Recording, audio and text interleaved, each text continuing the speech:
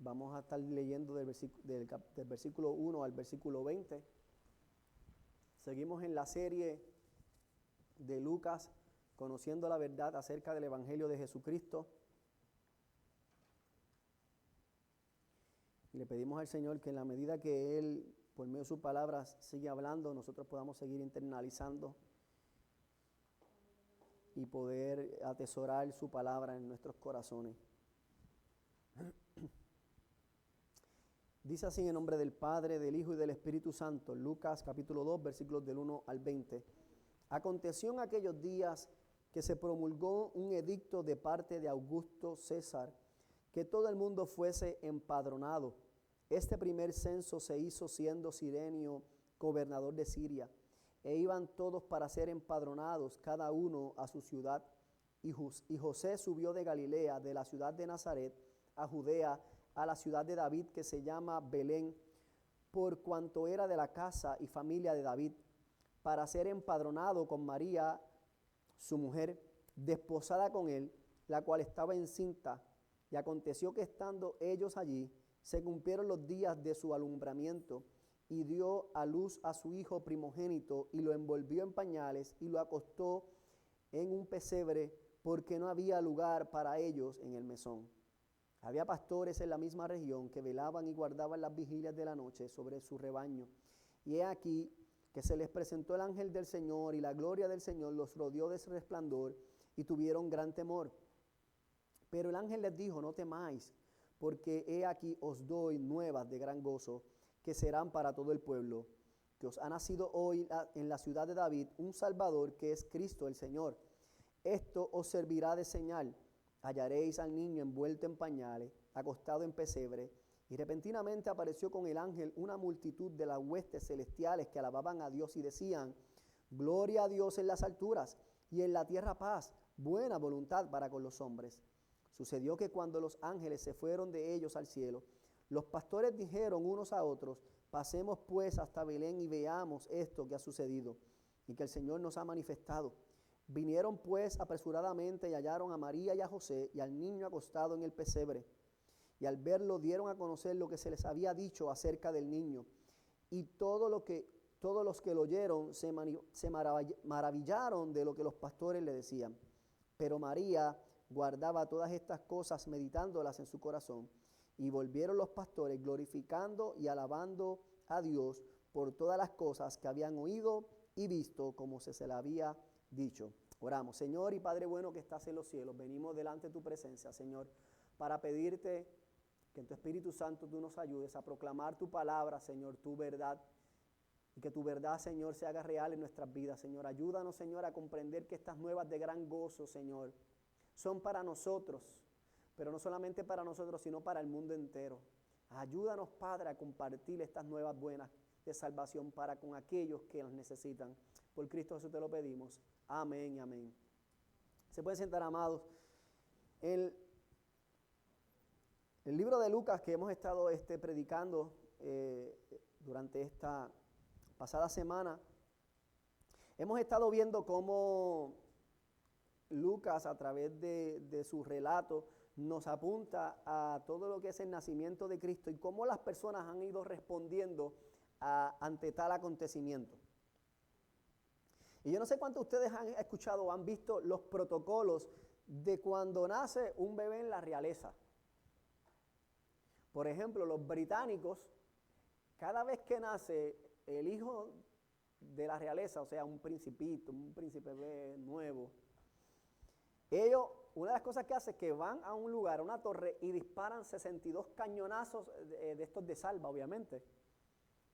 ¡Bum, bum, bum! 62 veces, dándole a saber a la nación de que ha nacido un hijo de la realeza. Los periodistas se reúnen frente al hospital o frente a la casa donde se está dando este acontecimiento, esperando la gran noticia, con sus cámaras en mano, para reportar, para tirar fotos y anunciar el nacimiento. Se prepara un documento oficial y este documento oficial se coloca frente al castillo de Buckingham, esto ya obviamente en Inglaterra, para que cada vez que las personas pasen, lean la información de este nuevo bebé que ha nacido. Todo esto como parte del protocolo del nacimiento de un hijo de la realeza.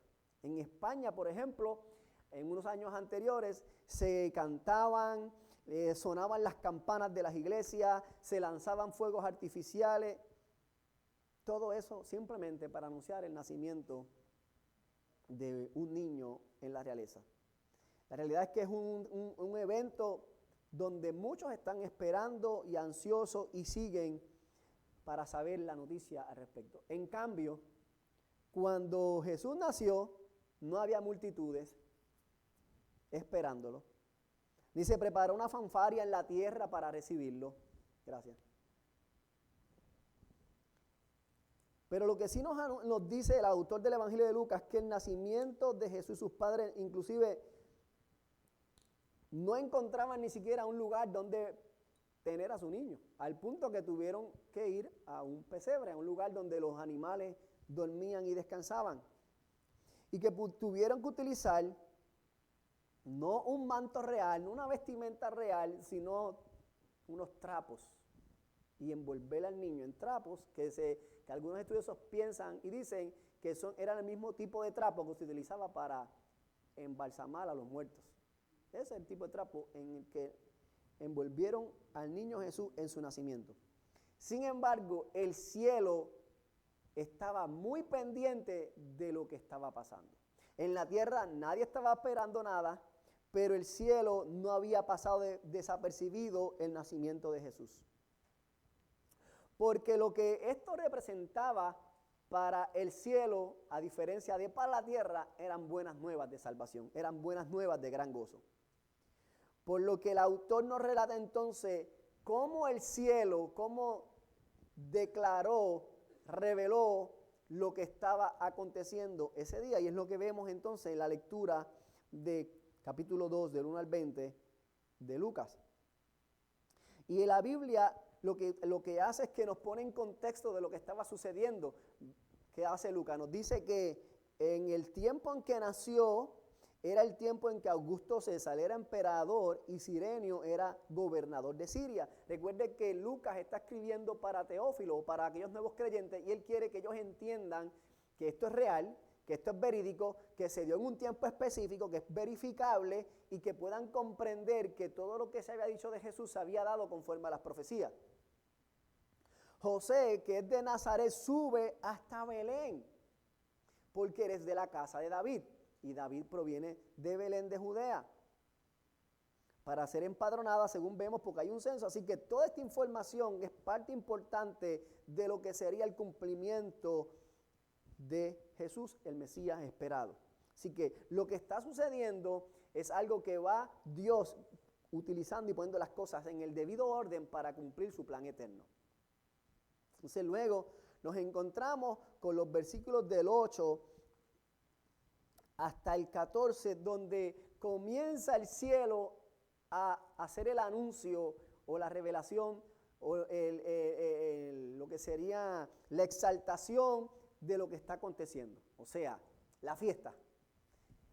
Lo mismo que vemos en el palacio, que están esperando, y todo lo que pasa cuando nace un hijo de la realeza, tira 62 cañonazos. Aquí en el cielo no se tira ninguno 62 cañonazos, sino que Dios dispone a un ejército de ángeles. Primeramente envía a uno para llevar la noticia y luego un coro de ángeles que van a adorar al Señor. Y eso es lo que vemos en los versículos del 8 hasta el 15. Dice que habían pastores en la misma región que velaban y guardaban las vigilias de la noche sobre el rebaño. Eran personas que como bien sabemos, los pastores eran personas que no eran los más queridos en su tiempo o los más respetados según por su propio trabajo.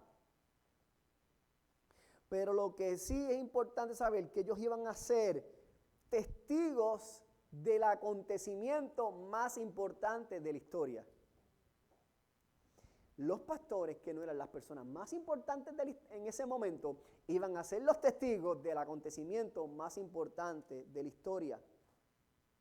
Porque lo que había anunciado Miqueas, capítulo 5, versículo 2, se estaba haciendo real en ese momento. Y Miqueas 5:2 nos dice: pero tú, Belén Efrata, aunque eres pequeña entre las familias de Judá, de ti me saldrá el que ha de ser gobernante en Israel, y sus orígenes son de tiempos antiguos, desde los días de la eternidad. Así que hay un cumplimiento que se está dando.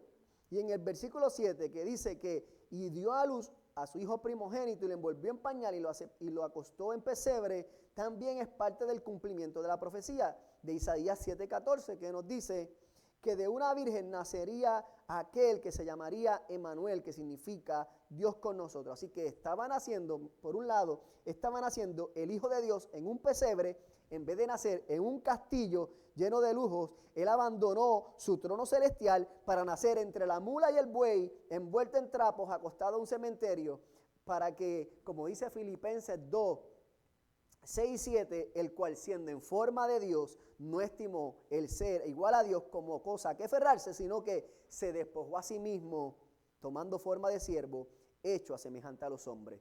Mientras tanto, el Rey de Reyes está naciendo en un pesebre. Por otro lado, aquellos que eran los menos queridos en la sociedad van a recibir una gran noticia, la noticia más importante de todos los tiempos, las buenas nuevas de salvación.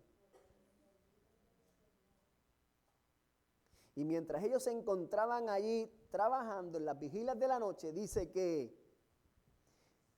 versículo 9, y aquí se les presentó un ángel del Señor, y la gloria del Señor los rodeó de resplandor, y tuvieron gran temor. Imagínese usted estar en medio de la nada, trabajando, y de repente aparece una manifestación de la gloria de Dios rodeando a aquel ángel. Definitivamente es un momento para morirse de miedo. Aquellos hombres despreciados que no esperaban nada, ahora se ven ante un ángel del Señor y rodeados por la gloria del Señor. Estamos hablando de que la manifestación de la gloria de Dios estuvo allí.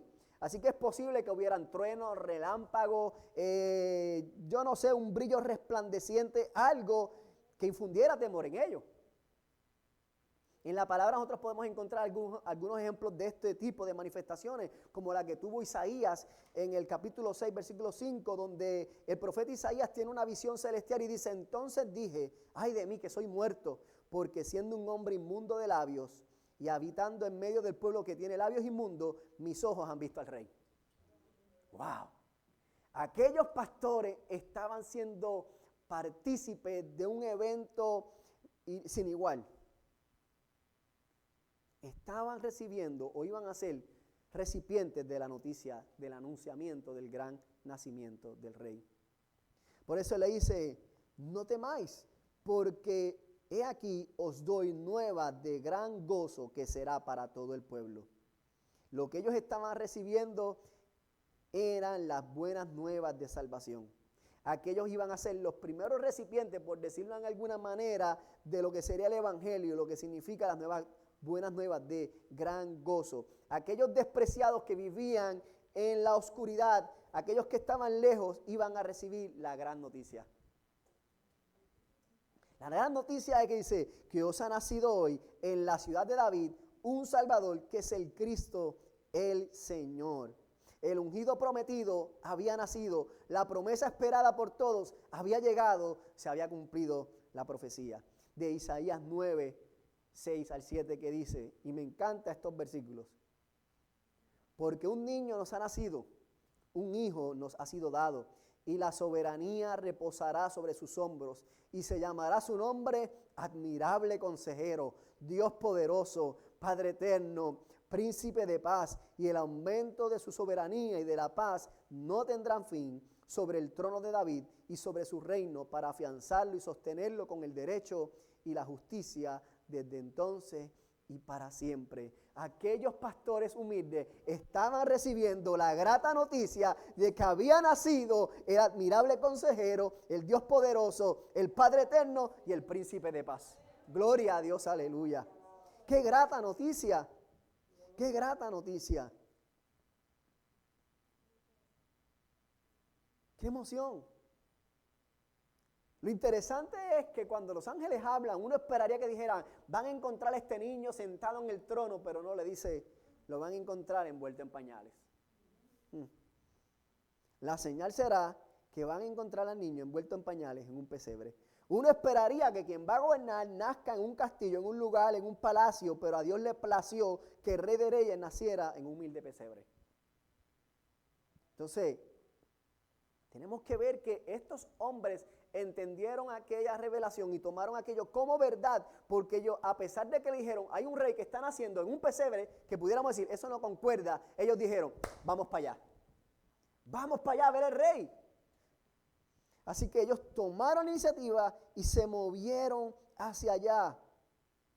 Ellos dijeron, vamos a movernos, pero dice que repentinamente apareció con el ángel una multitud de las huestes celestiales que alababan a Dios y decían, gloria a Dios en las alturas y en la tierra paz, buena voluntad para con los hombres.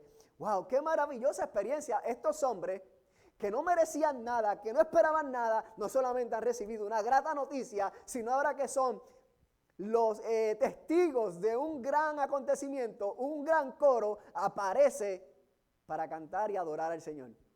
Y esto es mi imaginación. Yo me imagino que aquellos ángeles que estarían allí estarían vestidos con sus ropas de gala, con vestidos de guerra, pero en vez de estar anunciando, vamos a la guerra, vamos a la paz. Ellos dijeron, gloria a Dios en las alturas y en la tierra paz, buena voluntad para con los hombres.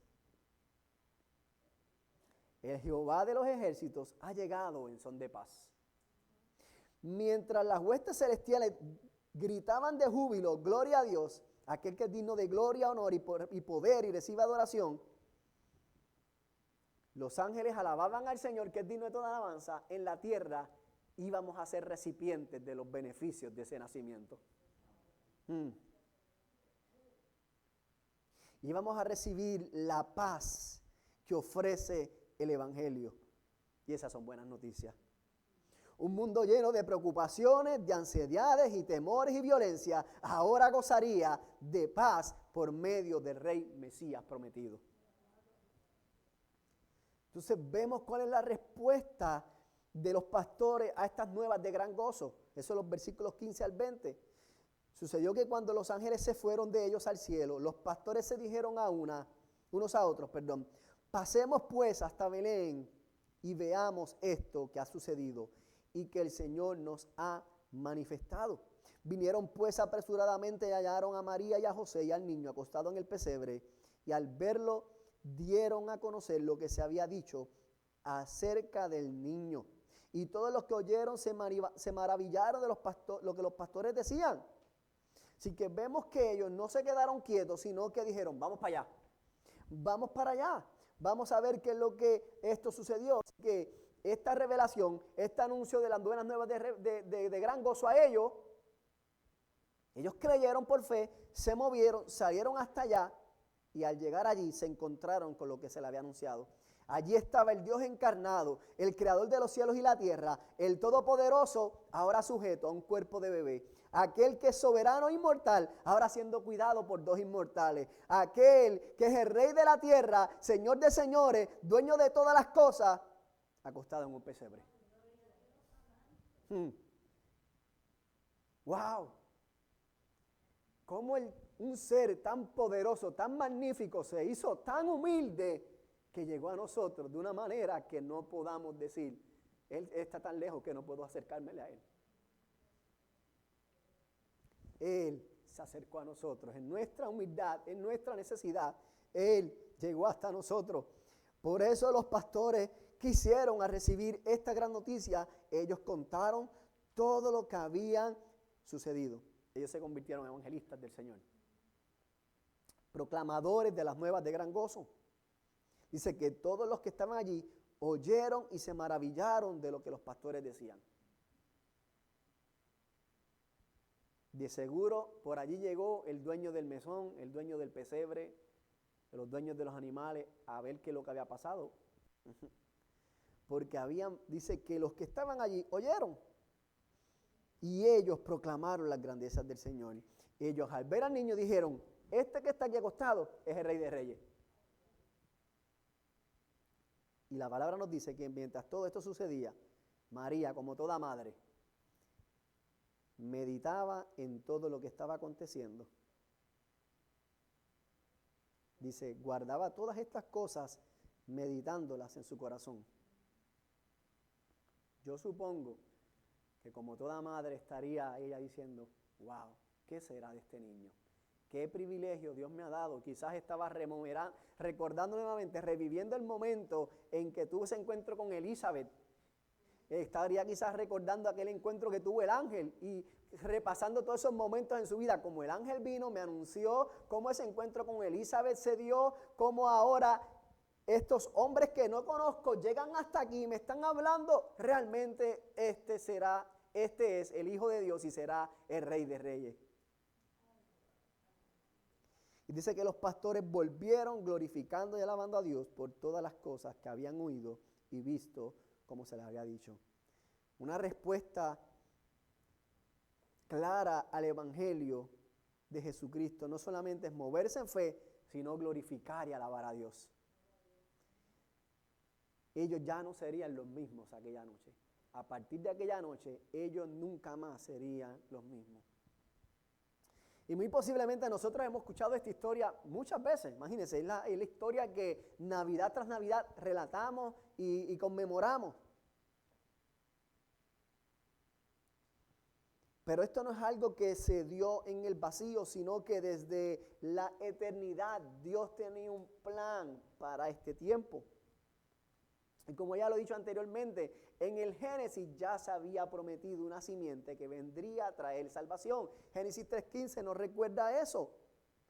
Que Cristo vendría a aplastar a la simiente de la serpiente para traer liberación. Ahora por medio de Cristo ya no seríamos esclavos del pecado, sino que ahora habría paz para con Dios y tendríamos nuevamente comunión con Dios.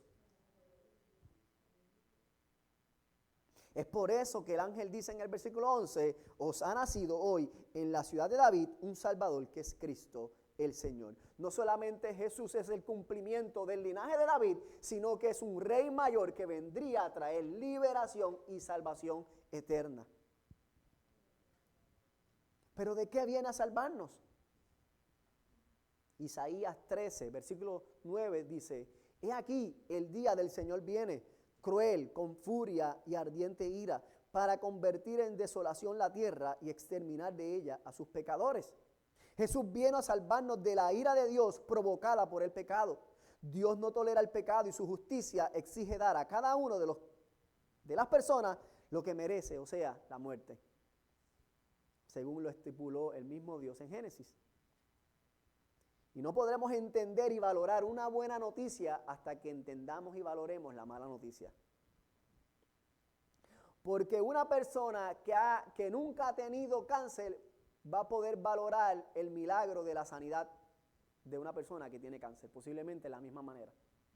O cuando alguien crea un nuevo medicamento que le da posibilidad de vida a una persona o posibilidad de levantarse de una cama, si nunca ha estado encamado, posiblemente no va a valorar tanto el levantarse de una cama como una persona que está postrada en una cama. Así que por eso es que es tan importante nosotros poder comprender nuestra condición, nuestra humanidad de pecado, nuestro destino a la condenación, para entonces, para cuando escuchemos las buenas nuevas de salvación, digamos, wow, esas son buenas noticias.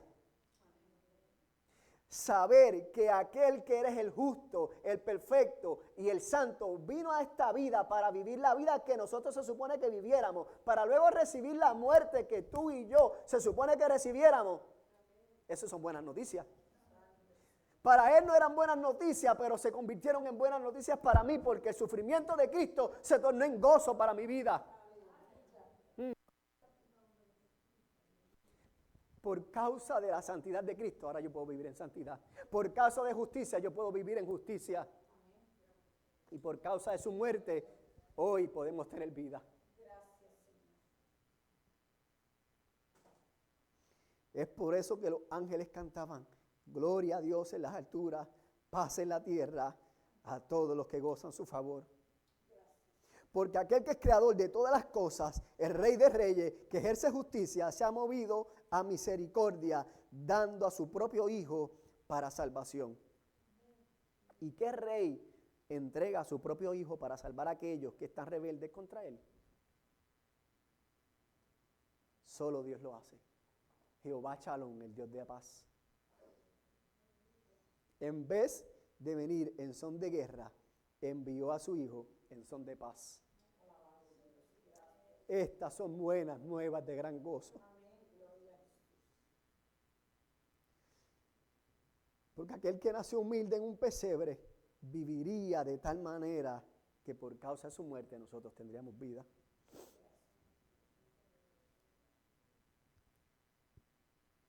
Así que cuando nace un hijo de la realeza allá en España, Inglaterra, donde quiera que hay reyes, se anuncian en las revistas, se anuncian en todos lados, hacen lo que tengan que hacer. Pero hace más de 2000 años que nació el verdadero Rey de Reyes. Los ángeles adoraron y los pastores corrieron hasta el pesebre para conocerlo. La pregunta para nosotros, ¿qué vamos a hacer nosotros? Porque hay gente que se maravilla con este mensaje, ¿sabe? Lo escuchan tan y tan bonito que lo romantizan, ¿verdad? Pero no se arrepienten, no confiesan sus pecados y no creen en Jesucristo. Les gusta la historia del niño en el pesebre, pero no les gusta que este Jesús es el Rey de Reyes que viene a juzgar a los pueblos con rectitud. Les gusta a Jesús como Salvador, pero no les gusta a Jesús como su Señor. La realidad es que el Evangelio es un paquete completo. Cuando reconocemos a Cristo como nuestro Salvador, también hemos de reconocerle como nuestro Señor. Ya no vivimos para nuestros placeres, sino que vivimos para la gloria de su nombre. Por eso Juan, capítulo 3, versículo 18 nos recuerda, el que en él cree no es condenado, pero el que no cree ya ha sido condenado, porque no ha creído en el nombre del unigénito Hijo de Dios. Así que nosotros como creyentes tenemos que cuidarnos de no sea que caigamos en la letanía y dejemos de maravillarnos de las nuevas buenas de gran gozo. Es que es por eso que es tan importante recordarnos el Evangelio día a día. Porque puede ser que caigamos en un modo de vida que vivamos con el único motivo de alegría de lo que vamos a recibir en la tierra. O sea, si yo no recibo algo bueno en la tierra, entonces no tengo motivo de alegría. Y eso es un error, eso es pecado. Hay otros que solamente celebran los logros personales cuando todo le va bien, le salen bien las metas personales. Amén, gloria a Dios, aleluya. Pero cuando no se puede, ahí nos quedamos calladitos. La realidad es que no importa las circunstancias, hay una buena noticia que debe traer gozo y contentamiento en nuestras vidas, no importando las circunstancias. Y esa noticia es que Cristo nació para liberarnos de nuestro pecado y de la muerte. Es por eso que tenemos que vivir con gozo. No podemos vivir como si ese gozo no fuese real en nuestras vidas. Si Cristo habita en mi vida, yo tengo que tener gozo. Eso no significa que no va a venir días de tristeza, que nos vamos a sentir débiles, nos vamos a sentir quizás un poquito down, pero no podemos permitir que la tristeza y las situaciones abrumen nuestra vida porque el gozo del Señor es mi fortaleza.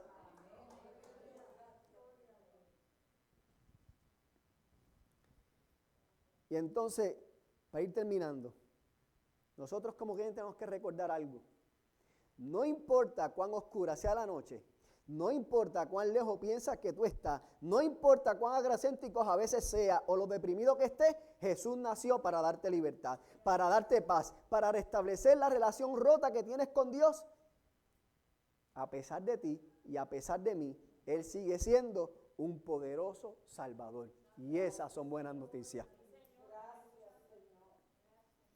¿Qué podemos hacer entonces cuando lleguen esos momentos que esas buenas noticias parece que no se hacen reales en nuestras vidas? Pues lo que tenemos que hacer es pedirle al Espíritu Santo que nos conceda maravillarnos una y otra vez en sus obras de salvación. Pidámosle al Padre que ponga en nosotros un nuevo cántico de alabanza. Cuando no hayan fuerzas para cantar, Señor, ayúdame a cantar en medio de la prueba.